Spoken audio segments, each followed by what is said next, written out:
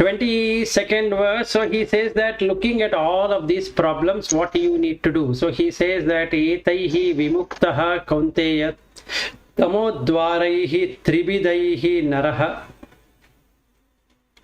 acharati atmanah shreyah tatah yati param gatim.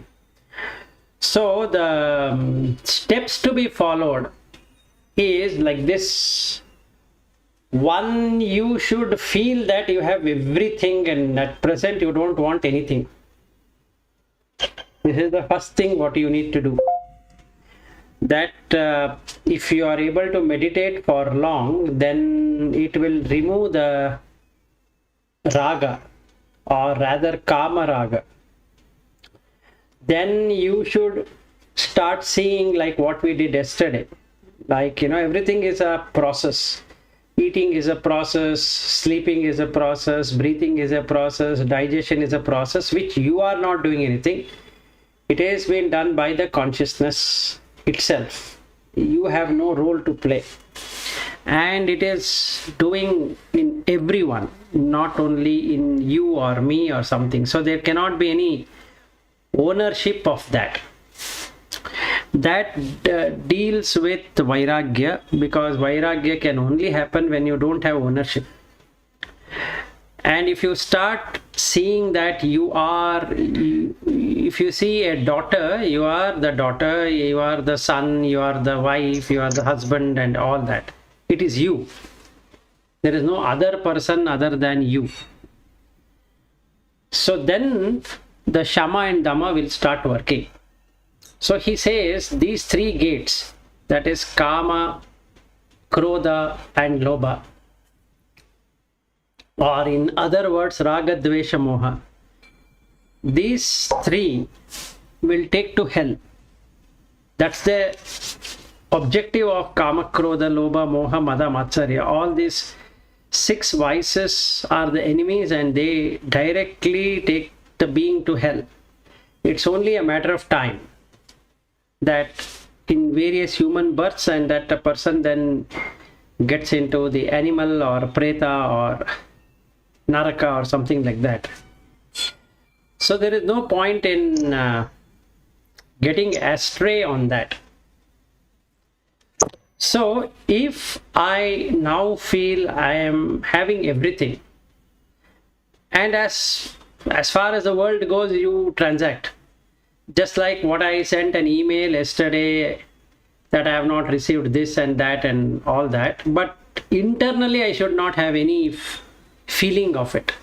That's a main problem. It's not what I write is good or bad. It is what intent and what is the feeling I'm getting out of it.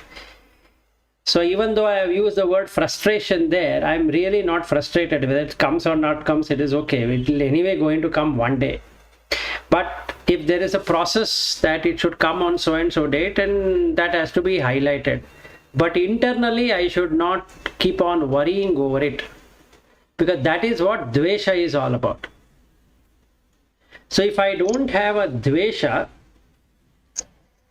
then it is okay. That means I have not disturbed the consciousness. Otherwise, I have disturbed the consciousness. The impact of that is it takes me to the lower realm of existence. So in every thought, deed and words, or thought, words and deeds, I need to make sure that this is seen. This Raga, Dvesha, Moha, or Kama, Krodha, Lobha, Moha, Mada, Matsarya is seen. So, if I am able to do something about it, that is, close the doors, then the consciousness cannot get established there. If it cannot get established there, then it can only get established in the divine state, which is Daiva. And that will take to liberation. So instead of going down, what I am doing is I am going up. So this is the process.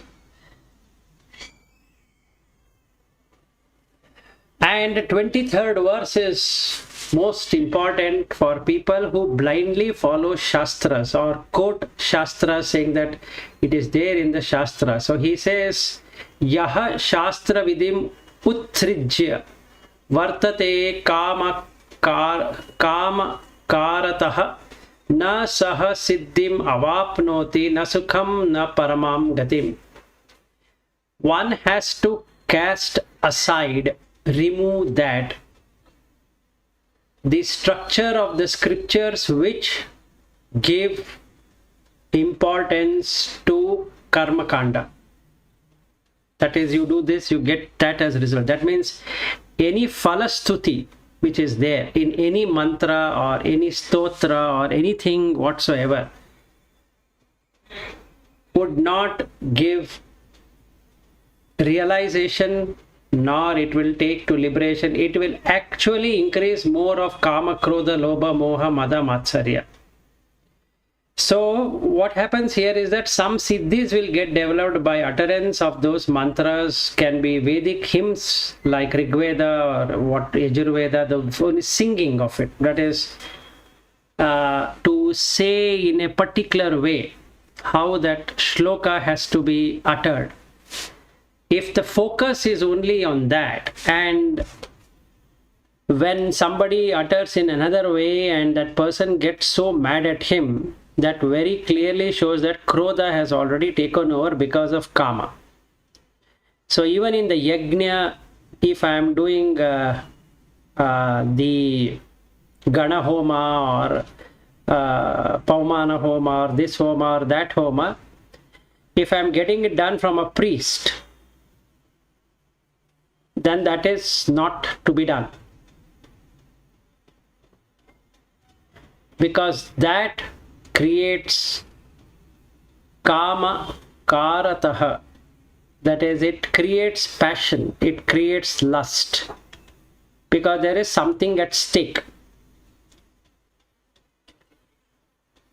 Na saha siddhim avapnoti. So that person can never get any perfection of knowledge. He gets some siddhi which is limited to that kind of ritual what is being done. So that means people who are ritualistic bound believe that rituals will lead to liberation or realization is 100% going on the wrong side of equation. They are going down rather than going up. Na sukham na param gatim. So that person will not be happy. How do we know the person is not happy? He is always in fear. Something is happening, he will run to the astrologer, then he does some homa or havana or this or that, or bring some idol or do this, go to this temple, go to that temple, donate this, donate that, feed some people, feed some needy, this and that he will do or she will do. And then when that work is done, he'll forget all about it and waits for another problem to start. So when another problem starts, he'll again take his horoscope and again goes to an astrologer and asks that, okay, now this has happened and then what I should do. Then this message follows. And he will be so much of ritualistic that any person coming disturbing him, he'll get totally upset at whatever it is. So there is no sukha, because he has already lost his mental peace. He is in agony.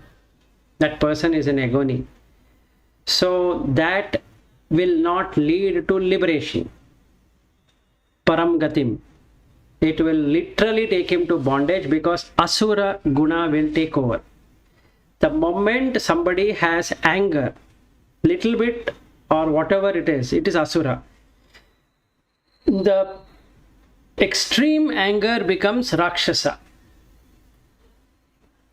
So if I am having frustration, as I wrote that email yesterday, then I am in Asura realm of existence at that point in time.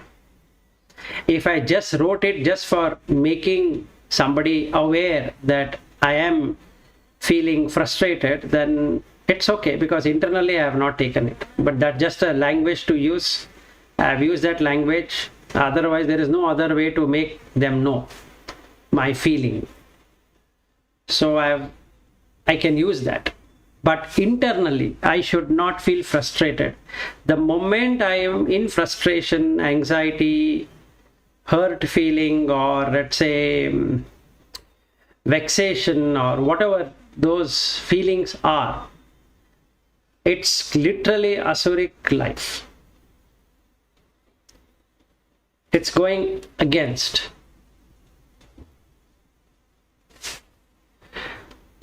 So, when we misuse what has been given, meaning misuse means there are two uses. One is for internal cleansing, another one is for external. If we are using it for external, it's not going to help. So all the falastuti are external. They help for that limited amount of time. It's not that it doesn't help, but it doesn't help the purpose with which it has to be done. So then he says, finding the guidance in the scriptures, Tasmat Shastram Pramanam Te Karya Vyavastithau Jnatva Shastra Vidhana Uktam Karma Kartum Iha Arhasi. So therefore, one has to take scripture as the prime authority in knowing what has to be done and what shouldn't be done. What karya and what karya shouldn't be done. Should be done and shouldn't be done. Meaning, if anything has a falastuti, anything has something to do with limited happiness, if we do it, then that causes bondage. Because I'm going to go back to it again and again and again and again. Simple.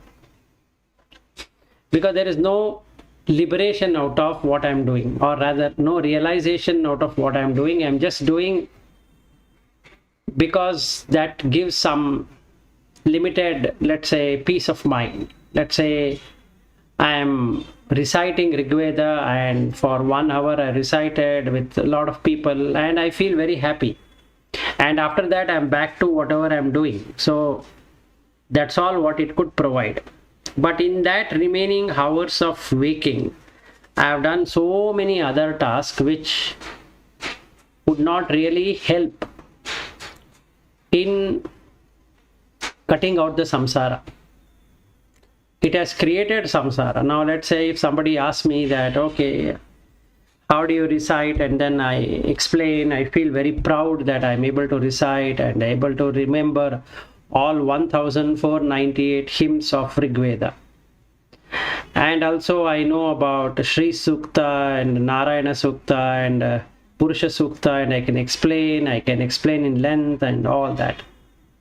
It is good, absolutely nothing against it, but that Shastra gives fruits, and the fruit is of Kama. So it will increase the amount of Kama, which then creates Krodha, then it is Lobha, Moha, Mada, Matsarya. Ultimately ends up in stinginess, because I don't want this to go to anyone. So I will say this is only meant for us representing the society, what has been created. Only for these people it works, other people it is not required, and all of that. So basically what I am doing is that I am creating the world where this consciousness can get established as an individual. So next time, let us say I am so obsessed of Smartha tradition, and the next life maybe I get reborn as a Smartha tradition because I hate the Madhva tradition. then I don't like to be born as a Brahmin at all. Let's say I don't want the Shankara tradition or the Smartha tradition or the Madhva tradition or the Iyengar tradition. I want to be born in a Lingayat tradition. I think that is the best thing to do. And then I am born in that tradition. Now I say that even the Lingayat tradition is not good, so let me be born in the Christian tradition. And I love the Pope, I love the priest, I love this, I love that. I'm so happy about what is being done, and I would like to do more and more conversions of people and all that.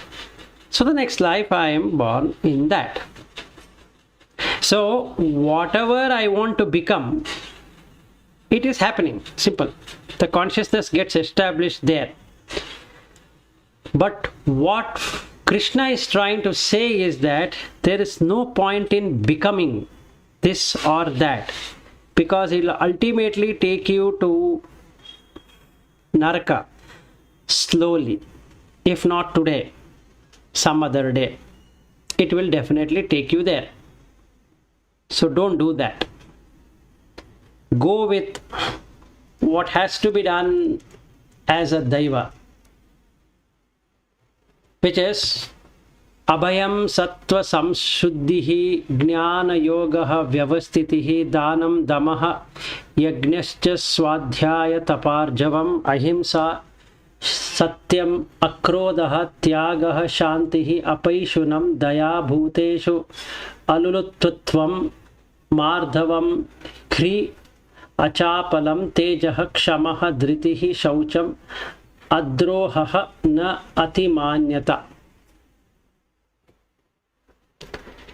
So these are the 26 things should be established in place of Dambaha, Darpaha, Abhimanaha, Krodaha, Parushyam, Ajnanam. So these are the Asuri Sampatti, and the ones from Abhayam onwards is the Daivi Sampatti. So if I am showing Parushya in what I know, that is, I boldly say that, look, I know this, I know that, I can do that, I can do this. And I have a lot of Abhimana. Mana is vanity, Abhimana is extreme vanity. And extreme vanity is something like, I think myself as an extraordinary person. I am gifted with extraordinary powers. Like today, if I were to feel internally, then I can say that, look, I know Sanskrit, I know this Sanskrit, I know Pali, I can understand so many teachings, I can do this, I can do that, I know software, this, that. So all added together creates Abhimana. And Darpa is there because there is so much of arrogance in me that I know all of these. And Dambaha. Damba is to show off. Basically anything that shows off, either in the thoughts, deeds and words.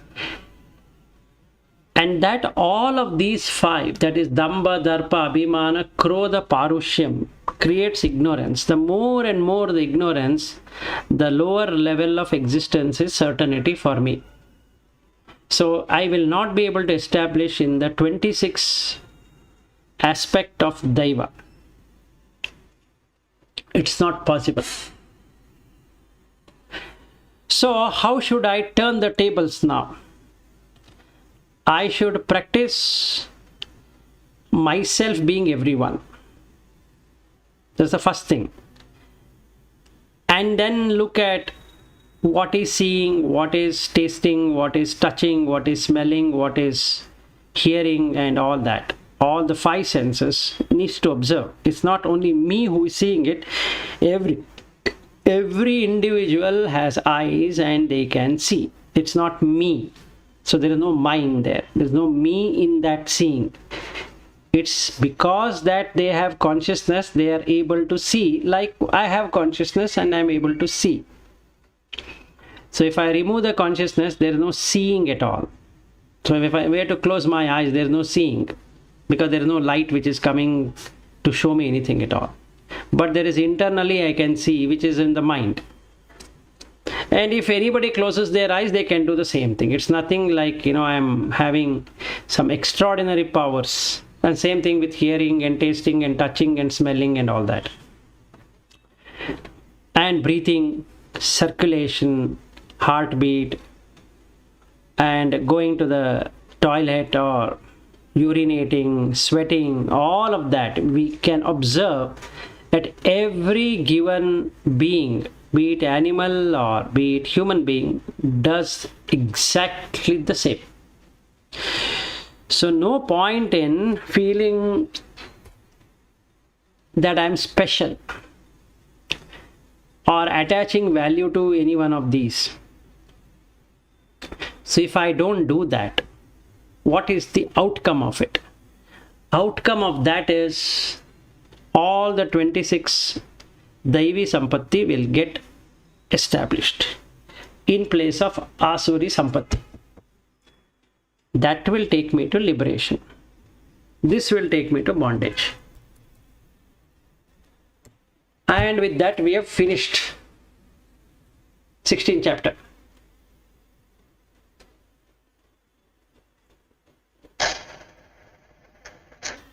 So quick. Yeah, it is not much. Yeah. So this that Swarga, Naraka and all that. See, when we have body, we are going through the pain. The pain is if it is say Naraka. Pain is what? Pain is in our mind. Mind experiences that pain. Now after death, before getting into another body, is there a such punishment that mind will be in that state for very long? See, there are two pains. One is the body pain, one is the mental pain, and both are related to consciousness. So, in the 15th chapter, we looked at two Purushas. One Purusha which is attached to the body, another Purusha attached to the mind.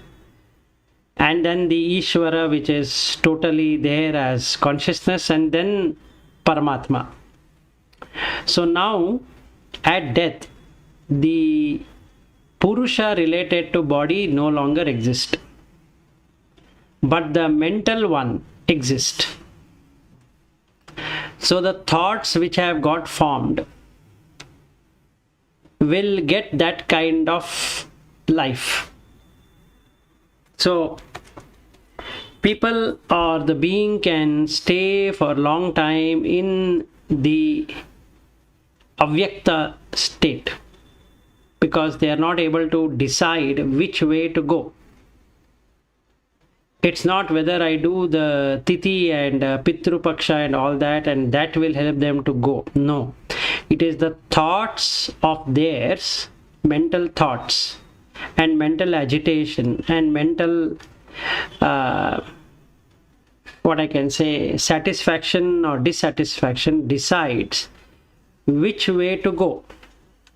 So if Kama, Krodha, Lobha, Moha, Mada, Matsarya are the highest, then they directly get the body of an animal. If human bhava is not there, let's say if human bhava is there, then they again get born as human, but in a lower realm of existence. Now they have to put a lot of pressure, effort to come up. Now let's say they are putting so much of effort to come up and they get money only. Basically what happens is you get riches. The riches in terms of property and money and all that. And then the damba starts. So that person starts accumulating all that bad things what he should have actually left. So now in the next life, if there is a transitory state where he has to now become an animal but not fit to get into animal state, till that bhava gets exhausted, he will not get any body. And the bhava will get exhausted automatically. Meaning it might take a long time from this death to the next birth in the avyakta state, and then the person comes up as an animal. That's how it works. So there is a life, what you call a mental life, between two bodies. Yeah. That is what is called And as during that mental life, is there a thought process that whether that Jivi can still, because he cannot do anything, but not Jivi, what you call this only Atma, that can do any actions there, means with respect to time, he is exhausting something there also, right? Or you need only body to exhaust your... No. You don't require anything to, like the guru who used to come and talk to me has not taken any body. Oh, they can interact, huh? That is what was used to happen last year and last year also, right?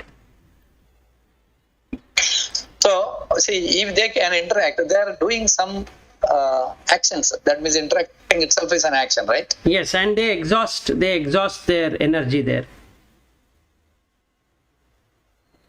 That means they accumulated some positive energy or something. Whatever, that energy. See, when we say I am seeing a bhuta, I am seeing my parent in a bhuta form. What is bhuta? Yeah. Bhuta means the 5 elemental form.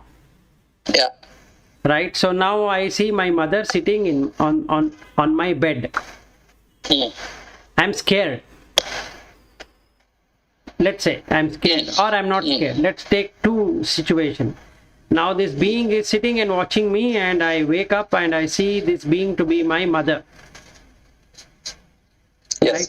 So it is exhausting its karma. It wanted to come and see, and it is seeing me. And then it goes away. For example, so there is a strong desire of the elderly people that my son's marriage I would like to see, for example, and before that they die. So till that marriage is over, they will not get another birth, right? Because they want to be associated with this family only. Yes, like if I could give you a very practical and real situation, in my in-laws' place, as I can see, there are 4 women and 3 men still existing without body in that home. I can see it. And they're really troubled souls, meaning people who come in touch in that home. If their mental state is like that, then they will create more of that problems in that home. And they're creating. That means they will influence on the mind of this the people who are living there. Yes, absolutely. Negatively they will influence. Exactly. And I have also seen... Sometimes they say, no, I don't know what I have spoken, but I have spoken. Something like that it happens. Yes, that's correct. That is how they influence. And I have also seen in a bar in US, when I had gone there, we all had tremendous amount of drinks. Okay, and my 2 of my colleagues, basically, meaning one my boss and his boss, and then we were drinking, and we had another guy on the table drinking so much that it looked to me that somebody else is drinking in his body. And it was true. As far as I could see, nobody can drink it so fast. And he was continuously drinking. And even my boss was drinking heavily. So when we sat in the limousine, halfway through we could not remember where we are supposed to go. Yes. And we forgot the hotel where we were staying. Okay, now you see the fun. The beings who are interested in this kind of life, they make you drink so heavily that you wouldn't even know what is happening. Or rather, we didn't know what is happening. And the same situation had happened when we had gone to Las Vegas. So my boss wanted to gift something, and they said that why don't we go to this bar and all that. I said I'm not interested because I had already had this kind of experience. So it was very spooky. So I told him that I'm not interested. So I said that why don't I walk back to my hotel and sleep. And looking that I am backed off, everybody backed off. But actually, if we had gone there, another of this incident would have happened.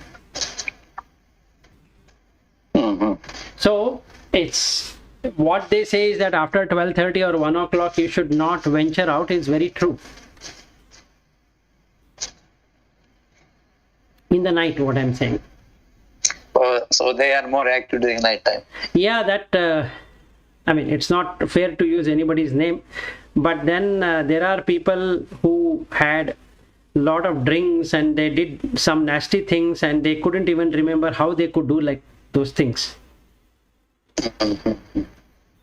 So this is very much possible. In the same way, if you are on a very, what I can say, spiritual foundation, you will also get beings who will encourage you to be in that all the time. Correct. That is true. So both are possible. So my question is, say for example, the people who already expired, until they get the next body, it may be 100 years or 1000 years. During that time, if we have some connection, we can still connect with them and we can exchange knowledge, or only they can connect with us. No, you can we also connect with them? No. There is a two-way connection. Always it is a two-way connection. Mind is called as telepathy. So you remember to call someone and you keep on thinking about that person and the call comes. Yes. That happens, right? Yes. Okay. Another thing, it's called a Deja Vu Experience. That means you go to a place and you totally remember that you were there earlier. Correct. So these two are possible, right? Yes. Same way, if your mind becomes relatively stable, then you can go and visit your parents wherever they are. Or they can come and talk to you till they get another body. But that talking will be through telepathic mode only. It will not be like the language what we are speaking. Yeah, correct. So there would be an immediate experience of that. I can give you another example, another thing which had happened. So I think 2 years back or 1.5 years back, I was trying to meditate. Then I heard my mother's voice near my bed. She told me that I have arrived. I said, I know, I am seeing you that you have arrived. Where are you and what are you doing? And she couldn't explain anything, and she was in real distress and she vanished. After that, I have not seen her. I only hope that she has landed in a good state of existence than the bad state of existence.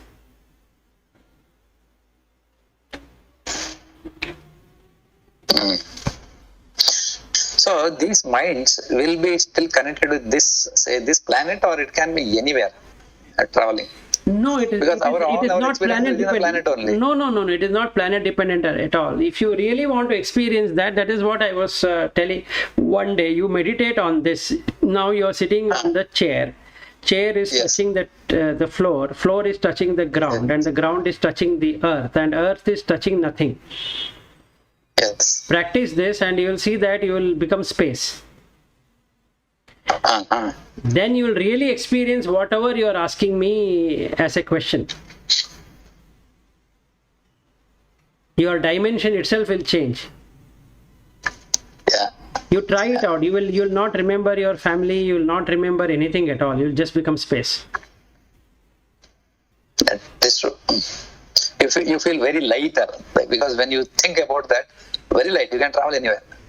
Yeah, so now No if you ask me that what happens, would they remember earth? Now you yourself, you are not able to remember earth, right? Yeah. So how will they remember? They remember like what you remember. So what do you remember? You remember something called as wife. right? So let's say you are dead and your wife is alive. What is that you remember? You only remember wife, nothing else. But when the mind meets, let's say her mind and your mind meets, then you recognize, there is a recognition only. And you are happy looking at her. And the energy cannot stay there for long because there is no body, so it just departs from that place. It's like a mind moving from one thought to another thought. Simply it will vanish. It just vanishes. So now the question comes whether your wife will be able to experience that. Answer can be yes as well as no. When it is yes, when she has connected to it, she can see you. When she is not connected with you, you just pass through her. That's all. She feels something moved. That's all.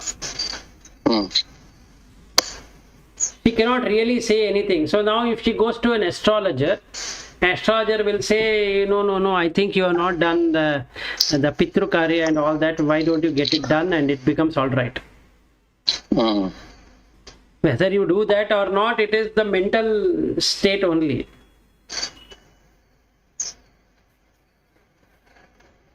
So we have many sthitis. That means one is that my body and my mind doing the same thing, doing some actions. Correct. Second is I am listening to lecture, but mind is somewhere else. Correct. So there is no cooperation between body and mind. Correct.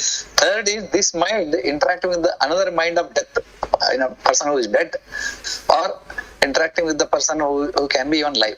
Yes. So, and anything, this mind will not stay in one place for long except during meditation stage. Yes, absolutely. Even when we are talking to people, we will not have that retaining capacity more than 2 to 5 minutes. Yeah, correct. So we also say when there is a speaker talking, then we say that the maximum retention is only 15 to 20 minutes max. So somebody is going to speak for 2 hours, only 15 minutes is taken, the remaining is all garbled.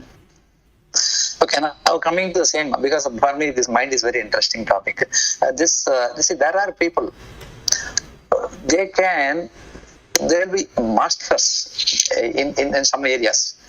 For example, say Subbulakshmi's music or Balamurali Krishna's music. Anything they do, it is a music. They think, they do, they act and all that. So that is also part of mind only, right? It is resided in mind. Yes, the consciousness is having the mind as its object.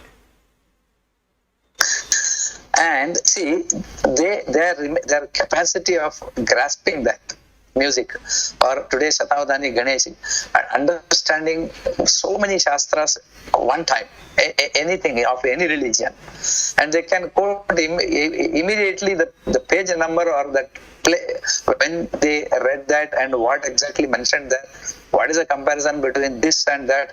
They bring so much of knowledge. How it happens? No, first and foremost, you need to know who is doing that. It is the consciousness which is doing it. It is not the mind which is doing it. So the first thing you and I need to understand is that there is no you and I. Even Shatavadani Ganesh or whatever names we are just putting, it's just consciousness. And consciousness can do anything. The same consciousness is able to fly as a bird. See, the same consciousness there is with me. But being a Jivatma now, I have limited capacity compared to them. Or maybe I have much better capacity compared to somebody else. But how to get that capacity? Is it possible through all that meditation? I'm not talking about Siddhi part. I'm talking about something like expanding your horizon in the spiritual space. No, if you are wanting in spiritual space, then you will not worry about what they have, because you know what they have and what you have, both are same. The moment I compare and say that, look, they have many things, like the example what you gave, Shatavadani Ganesh, he is able to quote from scriptures, he is able to do so many things for which you don't know how many lives he has led to get that. We are seeing that output in this life. That means that consciousness has stayed for so many years, so many eons to get into this state, because that is what he wanted. So we don't know the past. Okay, what we are seeing that is not from this life. What you are telling is this has come from so many lives. It would have, right? Now, even then, if it has come from past life or no past life or whatever it is the consciousness which is doing. Consciousness is doing something in your body based upon your karma, and consciousness, same consciousness as you in Shatabdani Ganesh is doing that. So consciousness is unbiased, whether it is running Bhatt's body as Bhatt, or it is running the body as Shatabdani Ganesh. Now, reciting something and saying something and informing something, the knowledge what has been gained is the Siddhi that has come out of Punyaphala. So consciousness has got nothing to do with what the Punyaphala that Shatabdani Ganesh has done. If it is open, it will ensure that all that is shown. So the showcasing is done by the consciousness, but the result is accepted by the mind saying that it is doing it. In the same way, what punya you have had, you are able to do certain things, maybe not to the extent of Shatabdani Ganesh. Now let us say you want to become Shatabdani Ganesh. So you should start from today. It might take many lives before you become that, or the best way around is that you think that you are already Shatabdani Ganesh. So there is no becoming, because the same consciousness is showcasing itself as Bhatt, and the same consciousness is showcasing itself as Shatabdani Ganesh. Now, if I don't do any comparison at all, and I see Shatabdani Ganesh videos on YouTube and feel that it is me who is talking, not Shatabdani Ganesh, then there is bliss. Otherwise, what I will be doing now is that I will have this comparison as a bhuta which enters. Okay, now when that enters, it brings in krodha, because I am not able to get it. I am not able to speak like Shatabdani Ganesh. So that is a limitation for me. Now I want to become something like Shatabdani Ganesh. So the becoming comes into existence. So when there is becoming, you become that. So now today, right now, that environment is not ready for becoming. So you have to make the environment ready to become something. If you have that desire, it will happen next life. Whenever it should happen, it will happen. So I was telling Lata the other day, I had a private call with her. Now I was at that time meditating. I meditated that I am President of America. Okay. Now let's say if I have an intention to become President of America, what should happen? Today, is it possible? No. Tomorrow it is possible? No. But I need to put this thought all the time. So at the time of death, I will be born in a home in America where there is a potentiality for me to become the President of America. Now let's say I become President of America also. It is only for 5 years. At the max it is 10 years. And after that nobody cares. So I took many lives just to become that. But if I were to see what the President of America is doing and what I am doing, he is also eating, I am also eating. He is also sleeping, I am also sleeping. He is also taking a bath, I am also taking a bath. He is also wearing clothes, I am also wearing clothes. Right? He is going to... I think if we compare, we are better. So we have no headache. No, whether headache or no headache. Now he is going to toilet, I am also going to toilet. He is also urinating, I am also urinating. What else am I doing? You tell me. So whether it is Shatabdani Ganesh or whether it is K.S. Bhatt or Lata or Padma Shri or Vilas or whatever names it is, The consciousness is the same. It is not differentiating at all. It is just doing what it is doing. It is able to make you wake up. It doesn't matter who is there, who is not there, you wake up. Then you're supposed to brush your teeth. Everybody brushes their teeth. So if you look at it, whether it is the president of a country or a prime minister of a country, or even having all the riches in the world, so-called riches in the world, when that person goes to sleep, he doesn't own anything. So why then is a quest for me to become something? That thought is wrong, unnecessary. You're going somewhere and making papa punya and again continuing life. Exactly. So if I do that, I am so happy actually. When I made myself president of America, that's it, there ends it. What else is there? Yeah. Okay, now I will make myself as Shatavadani. So it's a Shatavadani means 100 people can come and question on 100 subjects and they can answer. Who is answering? Consciousness. Who are these 100 people? Consciousness. Who is me? Again, consciousness. So who is questioning whom? Consciousness is questioning. Consciousness will get answer as consciousness. So am I not already that Shatavadani? I am. So should I become Shatavadani Ganesh? No. I don't have to become anything because I've already become what I should. Happy with whatever I am. Right. It should be like that. Yes, so now if I see somebody and then I see some videos of Sarva Priyananda and then I feel that, oh, he's in New York. Oh, very nice to be there in New York. I am in Bangalore. He's in New York. He has so many followers. I have no followers. I think I should have many followers. But why I'm not getting any followers? I think I should put it on Instagram or Facebook or this or that. Then I have many followers. What if I make my mind in such a way that whether they are following Sarva Priyananda, whether they are following Chinmayananda or any Ananda, it is me as that. Yeah. And there ends the matter. So then there is nothing to compare.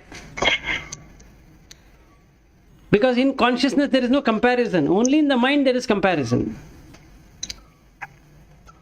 So now if somebody is watching Sarva Priyananda videos and then they call me saying that, look, I am watching Sarva Priyananda video, then I should say that don't watch Sarva Priyananda video, watch my video.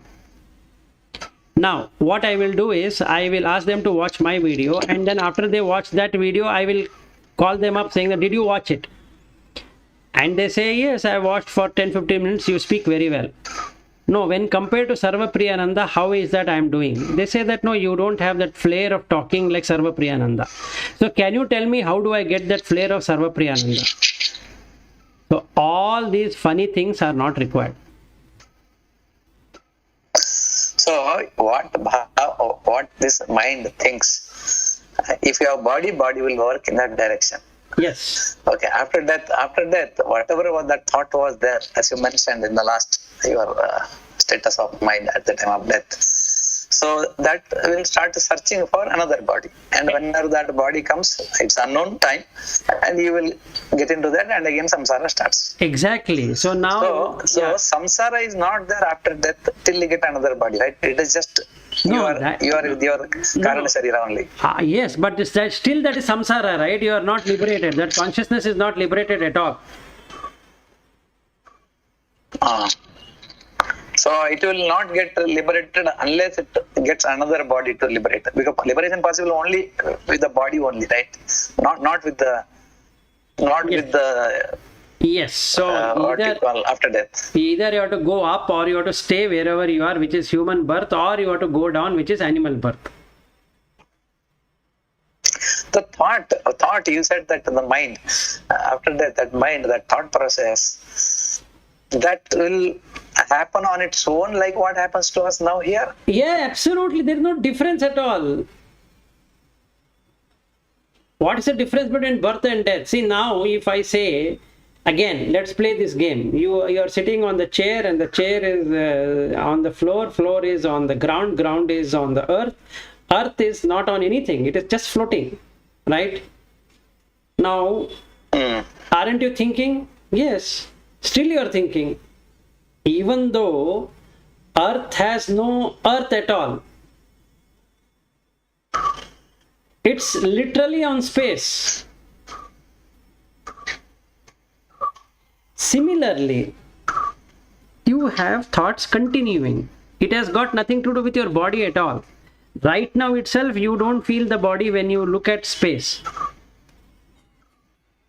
Correct. So have you stopped thinking then? No. It is at the most, it will get into hibernation.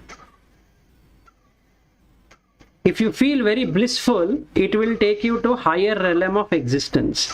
If it brings in fear. Blissful means we just forget our body. Yes, you just forget your body. So it will take you to higher realm of existence. If you were to die at that moment. So bliss happens only when you are not connected with the Panchendriyas. Yes, that's what this whole subject is all about. You have to cut the 5 senses with the 5 sense object. That is what Shama and Dama is all about. Then you don't care. So in your mind, when you have no thought of connecting with the 5, that means you have no desires at all. Yes. Or desire stage is nothing but your blissful stage. And that is called Vairagya, simple. So now you have... Yeah, you have nothing to do. Because you have everything with you. And that's exactly what I've been telling from day one. We have everything. So why do you want to do something again when you have everything? Isn't it foolishness?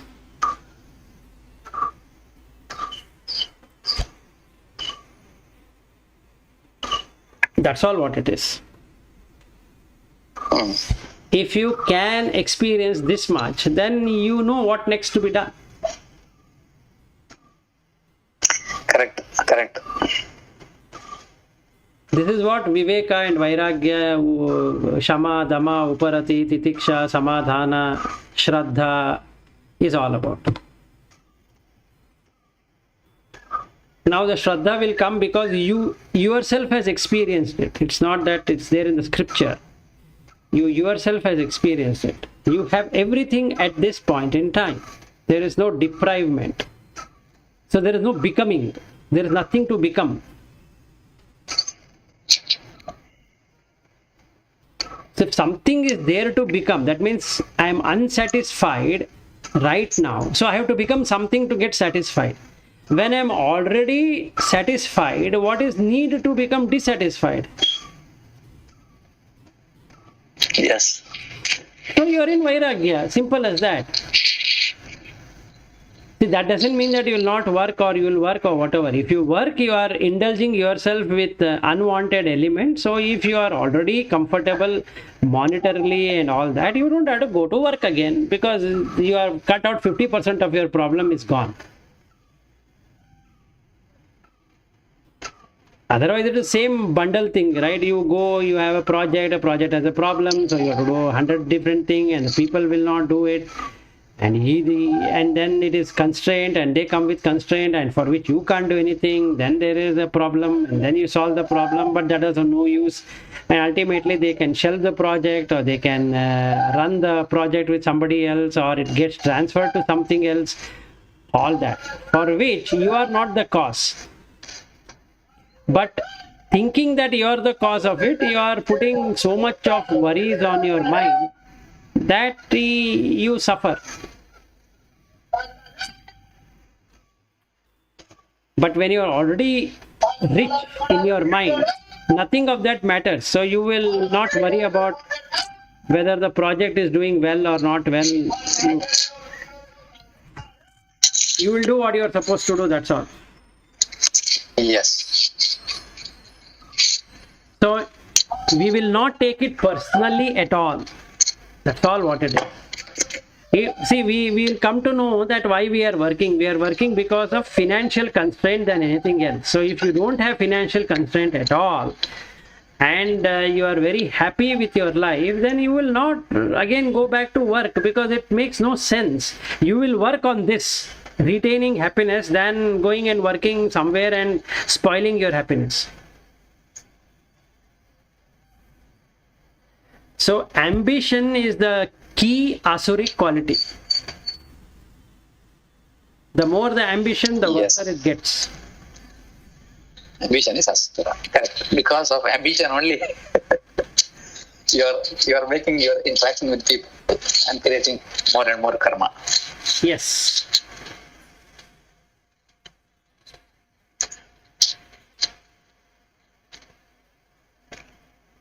So whatever we have accumulated as Asuri Sampat, that better to clear it as soon as possible. Yes. So the easiest way around is not to have these kind of karmas. Meaning the sampati what Krishna talks about, Asuri Sampatti. Dambaha, Darpa, Abhimanaha, Krodhaha, Parushyam, Ajnanam. 6 of them. And all this comes out of ambition. I heard from Shriyam as well as from this Sadguru some statement. They are already liberated people as per them. There is nothing they have to do because somebody is interested. They want this one to be done, and they are doing it, but they are not carrying any attachment to that. Whatever the work they do now. Correct. If they can. Is that possible? That is exactly what you are supposed to do. Anybody is supposed to do. You're just passing time. Meaning, that is the kind of statement they have given. Yeah, you just pass time. If somebody gives you something, you just do it without getting attached to it, because you know ultimately there is nothing of that there. See, what I was doing day before yesterday is that I started in meditation. I started to feel that I am extremely popular. Okay, now what difference does it make? Nothing. But in the heart, if I make that I am extremely popular, if there is a desire to become popular, is already done. Otherwise, I'll start pursuing that. How to become popular? So now I go behind something to become popular. Right. If I'm already popular, then what happens? There is no need. Whether people follow me or they don't follow me, or there is a fan club or no fan club, that shouldn't be the reason for my happiness. If I am conditioning it, already life is conditioned. If I am conditioning that I should be popular, I should be known, I should be this and that, then I am putting more unhappiness rather than happiness, which is the Asuri Sampatti.